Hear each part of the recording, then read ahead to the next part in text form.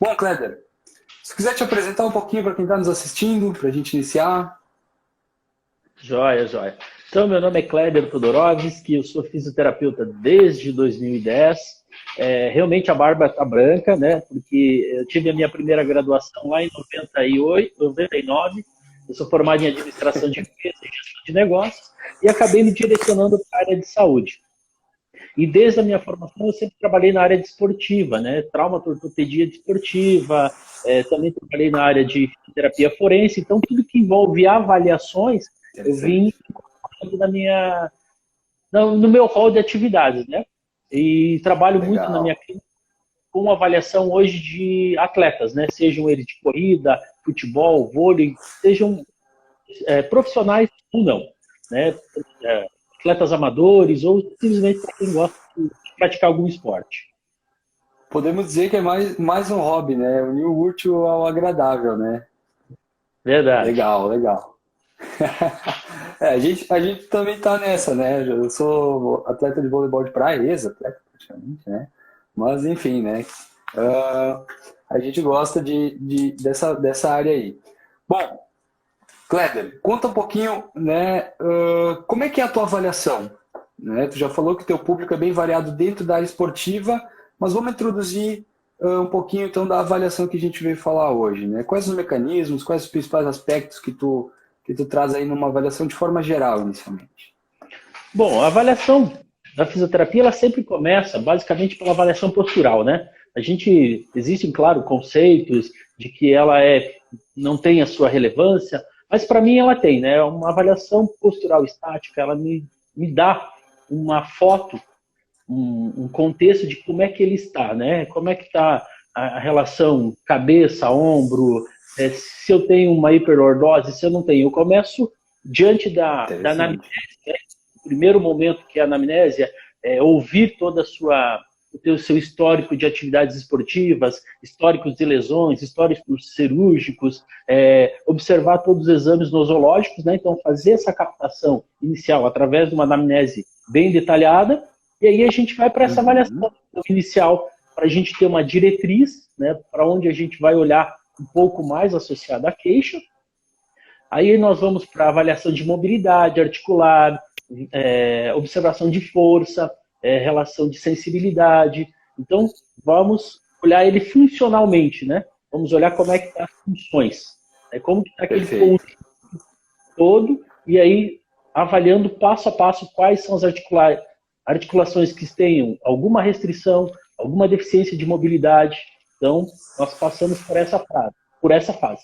Depois nós vamos para a avaliação de Uhum. força, através de dinamometrias que a gente possa utilizar para ver a relação quadríceps esquerdo-direito, questões de força, e daí fechando uma avaliação termográfica, né? Para que a gente possa Legal. pegar aquela relação da queixa principal, associando também uma avaliação estática e funcional pela termografia. Então, ela passa por todo esse contexto.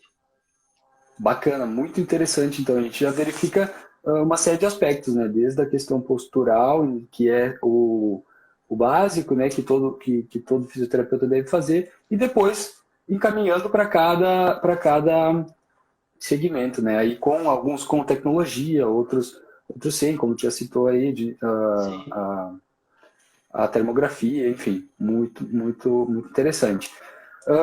Na questão de aspecto funcional, né? Por exemplo, um atleta de corrida, então, tu vai fazer uma avaliação de marcha, tu chega a fazer uma avaliação de marcha também, ou tu parte diretamente para a corrida desse atleta? Não, eu vou fazer uma avaliação de marcha dele, né?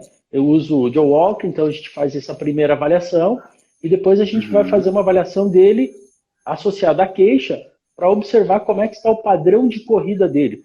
Então toda aquela situação, né? De como é que está a pisada, perna direita, perna esquerda, se tem rotação, se não tem, como é que está o tronco, como é que está o joelho, como é que estão essas simetrias biomecânicas, né? Se Perfeito, elas estão presentes ou perfeito. se elas estão ausentes. Então a gente olha aí através do padrão 2D, né, de avaliação. Bacana, bacana, legal. Só lembrando, caso alguém tenha alguma dúvida, queira comentar alguma coisa, fiquem à vontade, né? A gente vai estar aí depois, mais para o final, verificando, então também respondendo essas questões. Então, tem o espaço também. Boa noite para a Karen, que está chegando aí, já participou de lives com a gente aqui, de uma live muito interessante há uns dias atrás, falando da avaliação de salto de um atleta de voleibol. Muito bacana. Isso. Quem não assistiu, volta ali para o nosso IGTV depois para assistir também. Um abração, Karen. Já já a gente combina outra live. Bom, ok, legal. E uma coisa que eu gosto de perguntar, tá? Atleta iniciante e atleta profissional, qual é a grande diferença entre esses públicos? O iniciante eu percebo uma certa euforia, né? Quero isso, quero fazer isso, quero competir, quero baixar meu pace. Quer dizer, nós temos todo um processo de adaptação dele, né? Principalmente, pelo menos aqui na nossa região, nesses 10 anos eu observei uma evolução dos corredores, né? Então nós pegamos muitos atletas que hoje estão correndo e que não tinham histórico de atividade física nenhuma. Eles eram totalmente sedentários. E vinham com uma expectativa, né, já de estar competindo, pace abaixo de 4, toda aquela situação. Então a gente criar um equilíbrio e mostrar para ele que existem fases que ele precisa passar, processo de adaptação, ganho de força, ganho de mobilidade. Já um atleta profissional, ele já tem todo esse histórico, todo esse lastro como atleta. E ele sabe exatamente o porquê ele está tendo essa lesão. Ele é muito claro, ele tem uma consciência corporal muito grande. Então ele apresenta já na queixa dele, olha, eu estou com uma lesão no posterior de coxa porque eu estou alterando o meu padrão de corrida, eu estou forçando um pouco mais a minha musculatura posterior, ou eu venho, né, agora dessa pandemia de um período onde eu baixei o volume e eu estou aumentando a intensidade. Então, o atleta profissional ele é muito claro naquilo que ele está sentindo, né? O atleta amador são muitas variáveis que você tem que observar, analisar e conscientizar ele que ele precisa passar por algumas etapas. Ele não pode saltar, né? Ele não pode fazer um treinamento muito oscilando de fases, né? Ele tem que procurar um bom profissional, um bom educador físico que realmente oriente, cuide dele na questão do treinamento evolutivo, né? E nós na fisioterapia, observando e fazendo a parte de prevenção. Isso é interessante de uma conversa que a gente teve há pouco tempo atrás também, falando da comunicação, né, entre o profissional, o fisioterapeuta, o educador físico, com o seu cliente, né? Então, vamos dizer assim, porque tu precisa, não pode ser muito passivo, tendo... né, seguindo muito o que ele deseja, né, mas também tu não pode ser muito agressivo dizendo para ele não, né, tu não vai conseguir isso que tu... Mas sim, né, e conseguir explicar para ele exatamente qual é o próximo passo para se atingir de uma forma correta e segura, né? Interessante. Bom, vamos lá. Me conta um pouquinho, Kleber, do caso que tu vai trazer para a gente. Explica um pouquinho aí. Então, eu já vou antecipar, já posso antecipar quem que é o paciente, né? Pode, por favor. Então, esse paciente sou eu. Olha aí, que legal. Então, olha aí. Então nós temos um alto caso. Um alto caso, né? Porque eu vinha, então, lá dos meus 15 até os 22 anos, eu fui atleta de pista, corredor de 400 e 800. Então, é totalmente diferente o padrão de corrida, né? Nós temos um período de voo mais longo, o formato da pisada, a amplitude de passada ela é muito importante, né? E quando a gente vai para a rua, né, você tem totalmente um padrão diferente, né? Então, o meu padrão, por exemplo, depois você vai postar o vídeo, eu tenho um padrão ainda de corrida de antepé, puramente antepé, né? E isso, lembrando que eu voltei a correr há 11, 12 meses, né? Então, eu estou ainda no processo de adaptação, porque eu saí da corrida de pista, futsal, outras atividades, e aí, né, sempre se mantendo em algum tipo de exercício físico constante. Mas a corrida, para mim, ela veio há 12 meses atrás. Então, todo esse processo que eu estou passando é muito interessante. Né? Legal, e tive aí, fiz isso, né, de saltar algumas etapas e então senti na pele uma lesão de posterior de coxa, né, da cabeça longa do bíceps, uma lesão grau 2, né, porque comecei a associar algumas atividades que não deveriam. É aquela coisa, né? A gente fala, mas às vezes a gente pula. E hoje eu já estou num nível bom, né? Já as queixas musculares já não existem mais através de um reforço muscular, através de toda uma atividade funcional específica, junto com o meu treinador, que a gente conseguiu acoplar. Porque esse meu padrão, ele consome muita energia da parte posterior, né? Então, pensando aí numa prova de meia maratona, correndo especificamente com o antepé, realmente eu preciso estar com a minha cadeia posterior muito reforçada, né? Tríceps tem que estar forte. Até se você quiser passar o primeiro vídeo para nós olhar assim, a primeira avaliação. Vamos lá, eu vou ajustar aqui os vídeos, eu botei os 3 vídeos aqui, e a gente dá uma olhadinha, deixa eu ver se a gente consegue ver eles todos aqui, né? Deixa eu ver aqui, a gente pode iniciar com o... Tá dando para enxergar o vídeo? Tá Só dando. que tá nos ouvindo aqui também. Olha o Lucas entrando na live aí. Bastante gente nos assistindo. Olha aí, vamos lá. Tá dando para enxergar? Estou conseguindo. Sim. Me diz se está muito borrado, eu posso tentar abrir de outra forma para ficar um pouco maior, um pouco melhor.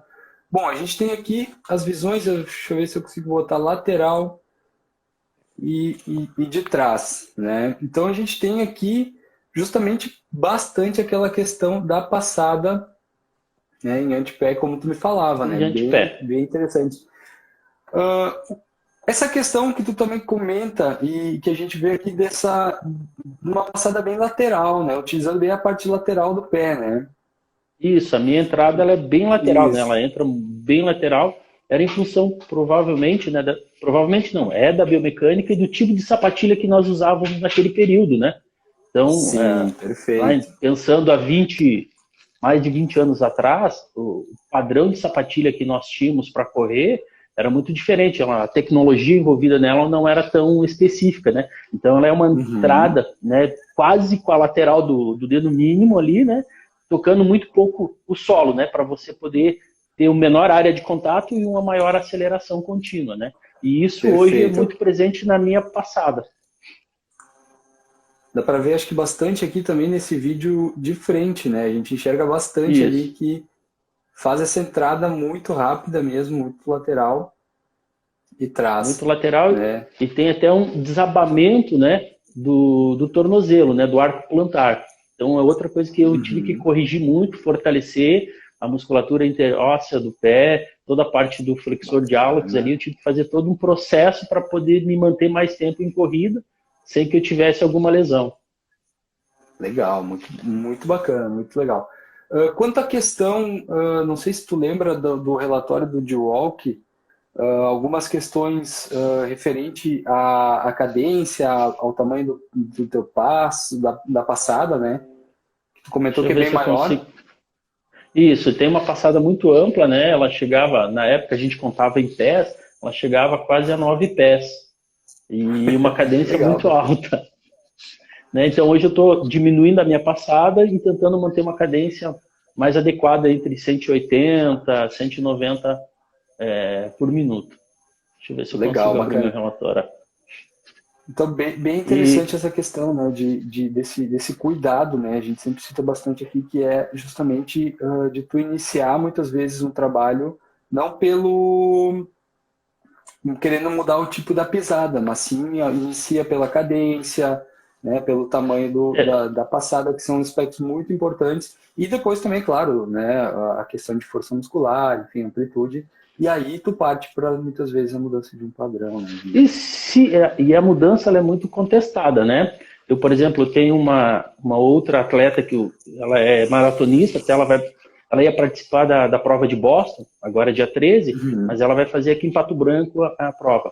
E ela tem uma passada em retropé, né? Hoje, a gente percebeu, depois de um tempo, que ela estava tendo algumas lesões no trato iliotibial, de joelho, em função porque ela era uma excelente corredora de 10. Ela tinha um pace muito baixo.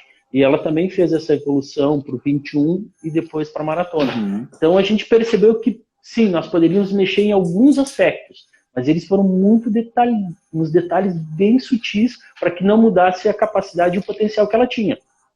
Né? Sim, então, a gente, quando vai alterar esse padrão, eu preciso realmente saber, é importante mudar isso ou eu devo fazer pequenos ajustes? né? Não posso também querer mudar todo um padrão, né? O padrão, ele, muitas vezes, aquela deficiência que, para os nossos olhos, é uma vantagem para ele. Então, a gente tem que ter esse cuidado, né? Temos que cuidar. Deixa eu ver Bastante, aqui. bacana. Não estou conseguindo abrir. Mas ele está hoje, a minha cadência, ela está próxima a 186. Né? Já Sim, mantendo legal. nos 10 km. Né? Mantendo dentro dos 10 km. Eu tô correndo, né? Eu sempre brinco aqui nas lives, eu também comecei a corrida há poucos meses, né? De uma forma um pouco mais... buscando um objetivo, então eu tô ali no meu 5, 6K, buscando uma cadência lá de 170, já tá de forma tranquila, aos poucos a gente vai evoluindo, né? Então esse é o primeiro ponto e eu tô sentindo uma evolução bastante interessante. Mas assim, não é o meu objetivo, né? A corrida para mim não é o que mais me chama a atenção, mas no caso, né, voleibol de praia. E a nossa evolução, ela também não pode ser, de repente, eu querer ganhar 20%, 30% num prazo muito curto. Eu tenho que respeitar, né? Eu já sou quase que um cinquentenário. Hoje eu tenho 46. Então eu tenho que respeitar isso, mesmo que de repente aquela vontade, né? Não, eu consigo um pace melhor, eu consigo baixar. Não, calma. Vai respeitando a orientação do teu treinador. Não adianta você querer ultrapassar isso, né? Mesmo, não, mas acho que eu consigo, eu tenho essa expertise para isso, para aquilo. Não. Agora eu sou um atleta que tem um treinador. A gente vai fazendo os ajustes e seguindo exatamente, porque senão começa a estourar como aconteceu no passado. Que legal, bacana. Bom, vamos lá, podemos dar uma olhada nos vídeos. Esses vídeos que tu trouxe, dessa avaliação, isso foi, tu lembra mais ou menos quando que foi que aconteceu? Essa primeira que a gente fez, ela foi em julho do ano passado. Exatamente há um ano atrás. Essa agora que eu te mandei ontem, foi de ontem mesmo. Né? Já foi já trabalhando aí a 14 km por hora, fazendo tiro, já existem algumas mudanças, né? Principalmente na questão de força muscular e potência. Bacana. Não sei se está dando para enxergar muito bem aqui. Estou conseguindo. Mas o pé ainda continua fazendo aquela entrada lateral, né? Um pouco menos, mas ainda continua fazendo aquele padrão. Exatamente. Dá para ver aqui nesse vídeo até... Dá para ver que já é um pouco menos, tá? Porque o outro vídeo estava um pouco mais distante, um pouco mais escuro. Sim. Mas dá para ver muito bem ainda essa questão, né? Vamos ver aqui na outra vista.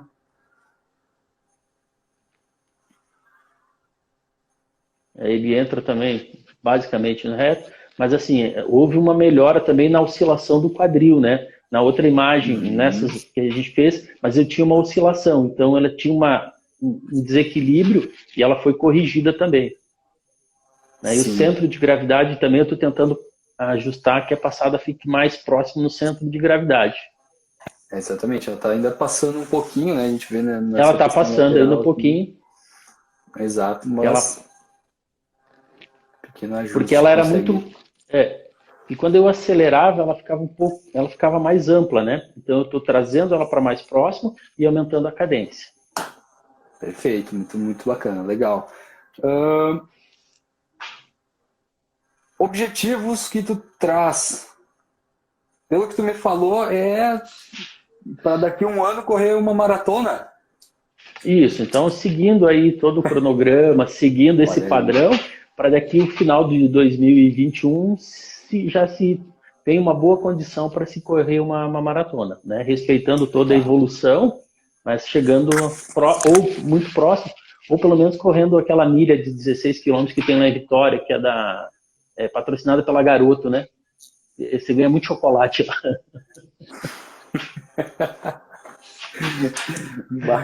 Exatamente. Bom, o que é importante, como a gente está trazendo aqui, trouxe esse vídeo, né? Para um acompanhamento, uma reavaliação, né? Todos esses sistemas que tu traz aí, termografia, o D-Walk, enfim, tendo esses relatórios na mão, o que isso te traz de auxílio no trabalho hoje? Ele me traz avaliações e evoluções, mas o mais importante disso é você também passar esse relatório para os treinadores. Os educadores físicos que trabalham como treinadores, eles precisam também entender essa linguagem. Porque muitas vezes a gente pega a imagem, gera gráfico, gera as informações, dá para o atleta, conversa com ele, e ele fala, não, eu estou fazendo um treinamento funcional com outro educador, com outro profissional. Então é importante que você tenha esse contato com esse profissional e possa passar para ele todas essas informações e ele realmente entenda o que você está fazendo, né? Ele apresentou uma fraqueza de cadeia posterior, nós precisamos melhorar toda a parte estabilizadora. Quem é essa parte estabilizadora? Eu preciso ter isso esmiuçado e também conversar com as pessoas. Então, ter essas informações, ela me dá um gráfico de evolução. Eu consigo acompanhar a evolução que o atleta deseja. Eu consigo entender se ele está tendo uma recorrência de alguma queixa dolorosa ou de lesão, para que a gente possa reavaliar o que está ali nos dados, mexer e recriar um novo treinamento. Então, vai para o princípio da individualidade sempre, né? Então, ele me dá essa clareza de criar uma individualidade para cada perfil de atleta, seja qual o esporte que ele pratica.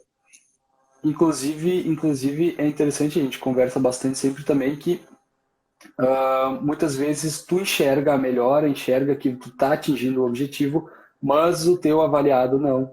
Né? Então, tu poder apresentar esse dado para ele, mostrar que ele realmente está seguindo no caminho para atingir o objetivo que ele deseja, é bastante importante. Então, muito legal esse teu comentário, né? Que agrega bastante no trabalho. Porque às vezes a gente tira uma foto, tira um ângulo, tal, mas não consegue acompanhar essa evolução. E quando ele consegue perceber também como atleta essa evolução que ele está tendo, essa melhora, mas eu estava correndo assim, agora com esses exercícios, com esse novo padrão de exercício funcional que eu recebi, eu tive essa melhora, eu posso continuar fazendo as avaliações, a melhorar constantemente. E ele se motiva a permanecer mais tempo. E a gente sabe, né, que o atleta amador, ele entra no bug da atividade e tal, mas quando ele tem a primeira lesão e essa lesão se torna recorrente, ele acaba deixando a atividade física, né? E isso é ruim. A gente sabe que é importante essa manutenção e se manter o máximo de tempo se cuidando. Exatamente. Seguir sempre na linha do que o profissional tá passando. Muito legal. Não sei se nós temos alguma pergunta, pelo que eu vi, não passou nada pelos meus olhos aqui. Deixa eu dar uma revisadinha. Mas se alguém tiver alguma dúvida, quiser perguntar, fazer alguma pergunta, fiquem bem à vontade também. A princípio, não. Vamos lá. Isso me preocupa. Eu falei tudo, eu deixei todo mundo com muita dúvida. Falou muito bem, né? Não, mas como geralmente na questão de trazer um caso clínico, né, é bem tranquilo, né? Não é algo tão comum também, eu acredito, nessa transição entre os atletas, né, da pista para a rua, né? Mas é um caso muito interessante, eu gostei bastante. Eu fiz uma transição parecida, né, vindo do voleibol de quadra para o voleibol de praia, né? Então também tu altera totalmente, principalmente a biomecânica, o movimento do salto tem que ser completamente diferente, o deslocamento. Então a gente sabe da dificuldade que é, né, tu poder trabalhar essa questão, né, ter calma, ter consciência, isso é bastante importante também, né, e principalmente prevenir a lesão. Então, agradeço muito esse teu relato, né, que pode trazer para a gente um alto caso clínico. Alto caso clínico. Muito bacana. Bom, tu gostaria, Cléder, de deixar algum recado final para quem está nos assistindo, para quem está fazendo as avaliações, iniciando, talvez?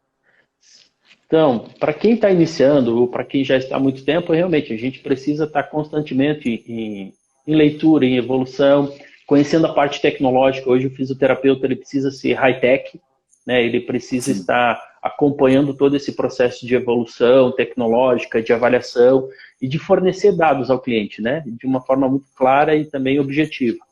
E a você que é um cara chegando na fisioterapia, né? Tá com o pé na fisioterapia, que continue todo esse trabalho de pesquisa, de interesse, né? Isso vale muito a pena, isso vai ser um grande diferencial para a sua carreira, né?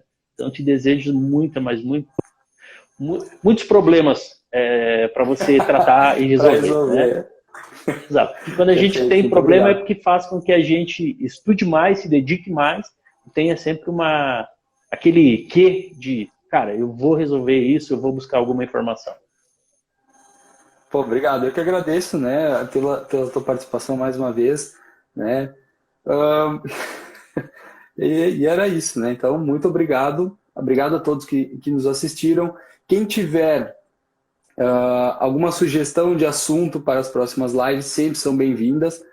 Quem nos assiste há mais tempo sabe que essas lives vão também ficar aqui no GTV, no YouTube. Então, quem não assistiu ou quer assistir lives anteriores, só entrar nas nossas redes sociais. Semana que vem tem a parte final da tabela de saltos do Guilherme, a tabela de determinantes cinemáticos da aterrissagem do salto. Já é a terceira parte, é uma tabela interativa muito interessante para avaliação dos saltos. Então, a primeira foi início do mês, há 2 semanas atrás teve a segunda, e semana passada teve a segunda, e semana que vem tem a terceira parte. Quem não viu essa tabela, por favor, assista as lives que elas são impressionantes. Lembrando também que o Dr. Guilherme, que é nosso parceiro, ele traz as lives, ele traz o curso de corrida, curso de saltos e curso de análise de marcha, todos os cursos online que estão aqui no nosso IGTV, tem o linkzinho para entrar no site e verificar esses cursos que são bem interessantes também. Tem alguém aqui que comentou? César Choqueta. Não sei. Choqueta. Cheguei no final, teve sorte, Kleder. Porque ele gosta de fazer um monte de pergunta. Esse também, ele é um... Tá. Eu vou fazer o marketing dele aí. Por favor. Ele é um triatleta, né? Ele tem aí as suas rodagens. Final de semana eu brinco com ele, né? Que ele fala assim, cara, fui fazer um passeio. Falei, como é que foi? Ele fala, fiz 190 km de bike. Coisa básica. Só para aquecer. Era um dia Então frio, ele é um grande parceiro, um grande amigo e é um cliente que também tem uns estudos de caso bom dele também. Mas... Olha aí, que legal, hein? Quem sabe a gente comenta aí numa próxima e traz um caso de um triatleta aí. Podemos trazer, sim. E aí eu vou trazer o caso dele de Lycra azul, né? Opa, ele comentou aqui. Eu fiquei realmente com receio de perguntar, de entrar nessa questão, né? Porque às vezes pode ser algo um pouco mais... Mas enfim, se tu quiser contar um pouco, não tem problema. Não. Essa aí é coisa da época que a gente era corredor e a gente começaram lá em 92, começou a aparecer as Lycra para corredores inteiras, né? Então, cara, a gente ficava uma coisa linda com aquelas Lycras, né? Ficava parecendo... E ele pega muito meu pé por causa disso. São boas histórias do atletismo, tá bom? Olha, as lives de histórias, essas sim, né, seriam de horas, né? Mas a gente tem algumas a gente que segura um pouquinho. Certo, então, muito obrigado mais uma vez, Kleber, pela tua participação. Tá? Eu agradeço muito por ter trago o teu caso, certo? E a gente sempre fica à disposição aí, qualquer auxílio que precisar, estamos aí. Nós também estamos aqui sempre à disposição, precisando de algo. A todos, muito obrigado.